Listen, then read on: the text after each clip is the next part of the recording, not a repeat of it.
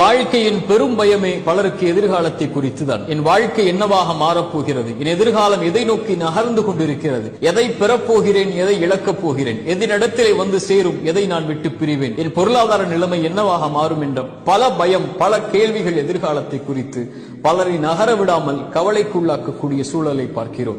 இறைத்தூதர் நம்முடைய மனதை ஆற்றக்கூடிய வார்த்தைகளை சொன்னார்கள்.